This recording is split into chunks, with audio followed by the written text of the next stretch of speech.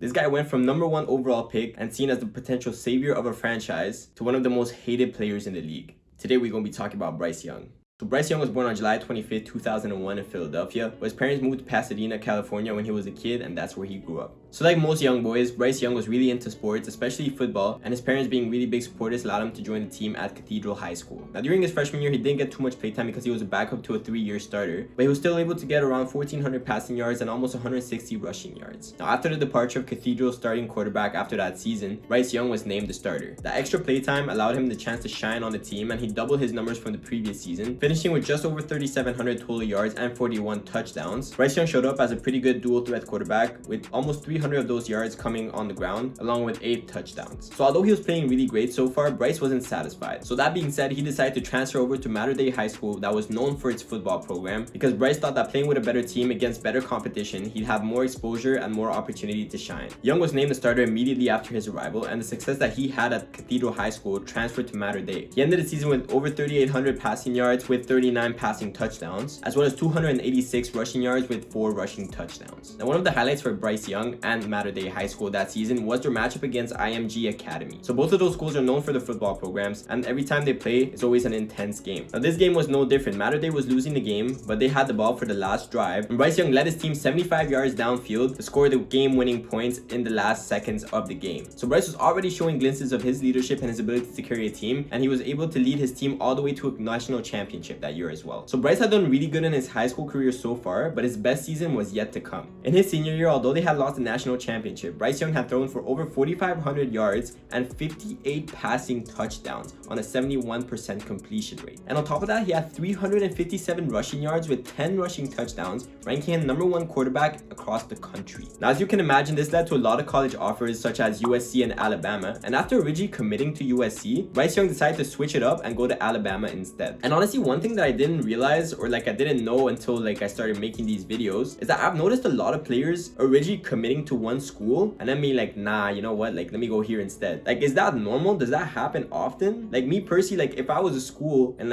you're telling me you're committing to me, and then you change your mind or whatever, and then you go to another school, it would kind of rub me the wrong way, you know? So I don't know, what do you guys think about that? Me personally, I think it's kind of weird. But anyways, let's take a look at his freshman year. So as a freshman, he was a backup to Mac Jones, good old Mac Jones. So obviously he didn't get too much playtime, but he was in a championship winning team, so that must have been a cool experience, I guess. So fast forward to his sophomore year, and the sophomore year is the one that defined Bryce Young's entire career to this point. He put up such crazy numbers that people said that this was one of the best performances all time in college history. And it was really because of this season's performance that the Bryce Young hype became a real thing, and a lot of expectations were made. He ended the season with almost 4,900 passing yards and 47 passing touchdowns. One of his most notable performances that season was a game against Auburn in the 2021 Iron Bowl, where Bryce led his team 97 yards downfield to force overtime and then get a win. So obviously because of performances like that, he ended up winning the Heisman Trophy, and he was the first quarterback in Alabama history to win that award. So as you can imagine, people loved Bryce Young. He was the biggest thing in college. He was the biggest thing in American sports at the time. Now in his senior year in 2022, it was a little bit of a different story, mainly because of NIL deals. Now for those of you that don't know what NIL deals are, it stands for name, image, and likeness. And essentially what it is student athletes being able to make money off of their performances, being able to make money off how good they are. They were able to sign commercial deals that brought them in a source of income. So now there was a lot more riding on a student's decision to join a university or not, because it's yeah, you want to join a good school, but at the same time, now you can make money. So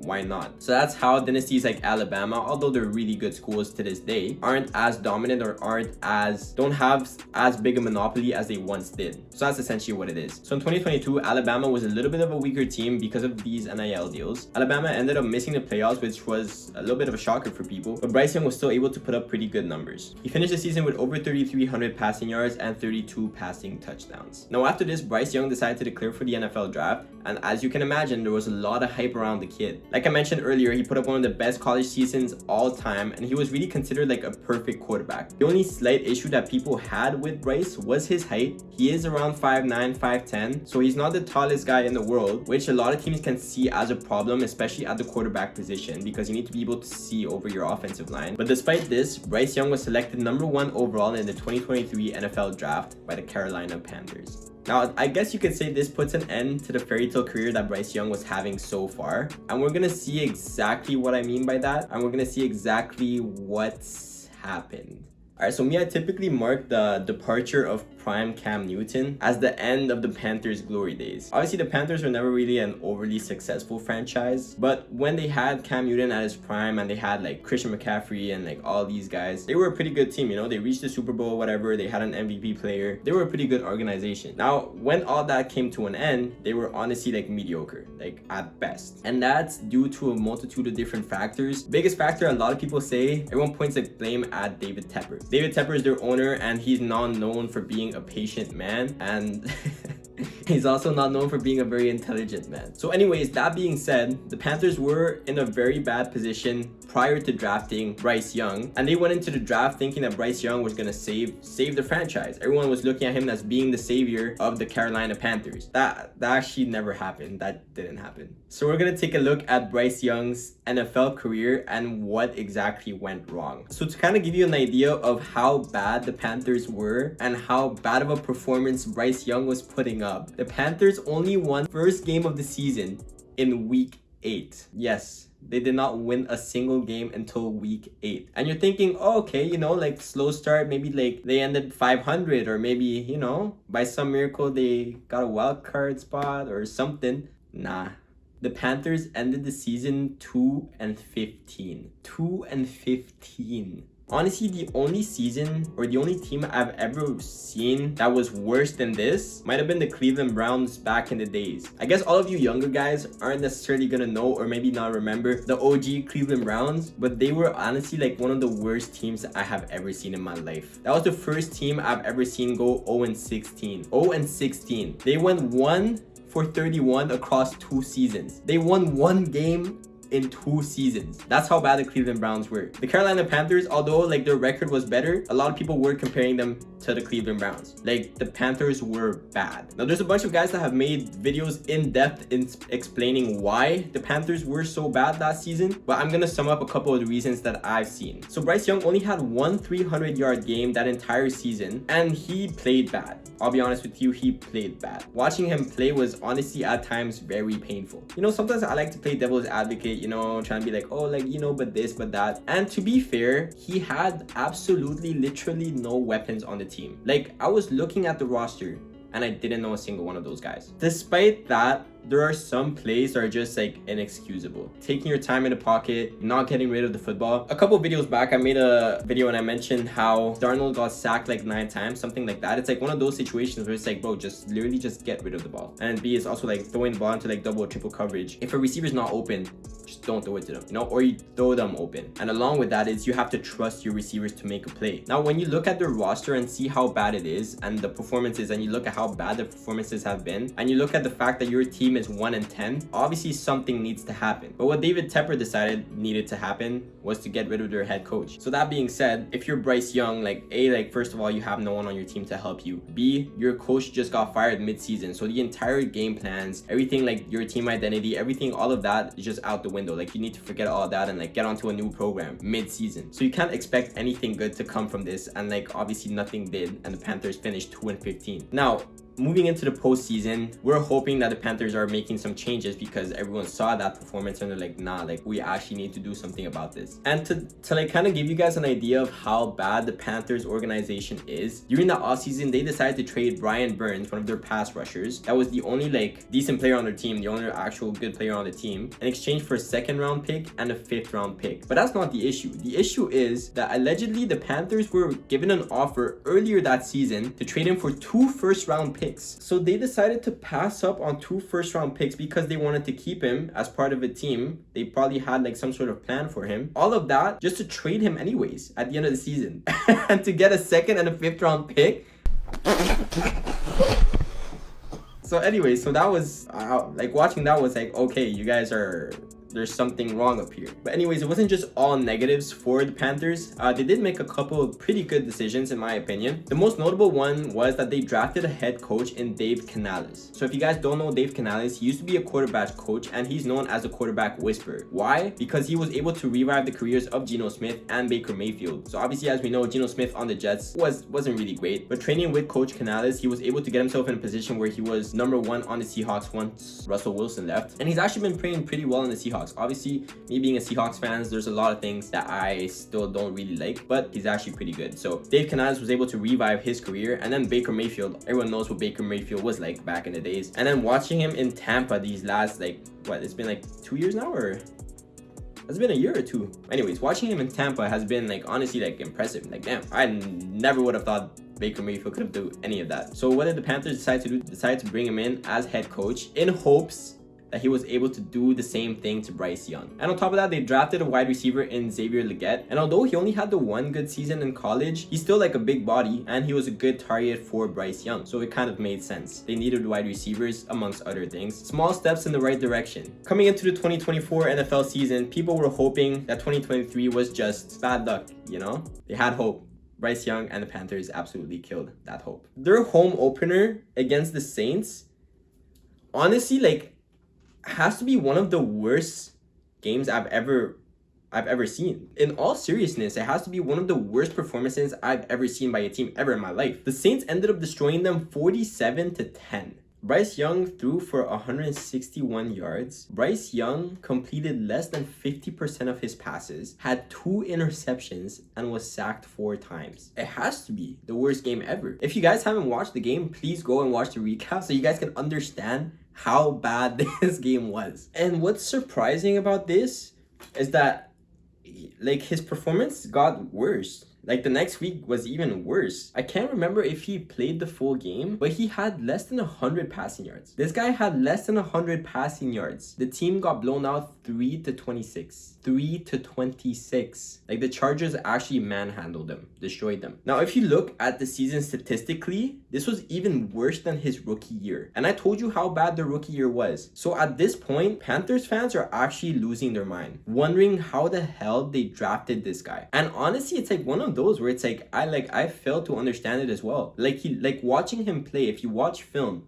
if you watch the tapes, he doesn't even look like the same person at all. Like the confidence is completely gone. People always bring up his height as being an issue, but his height wasn't an issue when he was putting up those numbers in college. His height wasn't an issue when he was throwing up 4,500 passing yards. His height wasn't an issue when he was winning a Heisman Trophy. Yes, I understand the height argument, and I'm always gonna admit that having a quarterback that's 6'3" versus a quarterback that's 5'10" makes a difference, but that's not an end-all be-all. We have short quarterbacks in the league, you know? You don't need to be 6'3", 6'4" to be like a good quarterback, or to be at least a decent quarterback. Anyways, this video isn't to hate on Bryce Young. I'm not a Bryce Young hater. I'm not one of those people that like hate him with a passion. I honestly don't really care. Like, I'm not a Panthers fan, so like I don't care. And I think that Bryce Young is a good quarterback. The beginning of his career hasn't shown it, but he is a good quarterback. You don't win a Heisman Trophy if you're not good to some extent, you know? I have hope for him, and I think things are gonna change, and things have changed a little bit throughout the season. Let's take a look at it. So after his first 2 performances, Bryce Young was benched in favor of Andy Dalton. And again, I'm not here to hate on Bryce Young, but when you're getting benched for Andy Dalton, and like, hey, no diss to Andy Dalton, because he was a dog when he was on the Bengals, you know? Prime Andy Dalton, y'all don't know about that. But anyways, so Andy Dalton takes over as starting quarterback for the Carolina Panthers, and in their first game, they ended up winning against the Raiders. And it was honestly like a pretty like significant win. The final score was 36-22. If I'm Bryce Young watching that happen, like, I'm sweating. But what's interesting is that Bryce didn't look at it like that at all. He actually took it very well, and he said that he looked at it as a learning experience. You know, Andy Dalton, he's a veteran quarterback. He's been in the league for a while. He's seen a bunch of things. Like, he's had like different teams, different coaches, whatever. So like, he has a lot of knowledge he can share with Bryce. After everything that you've been going through in your career so far, a chance to just sit back and just watch.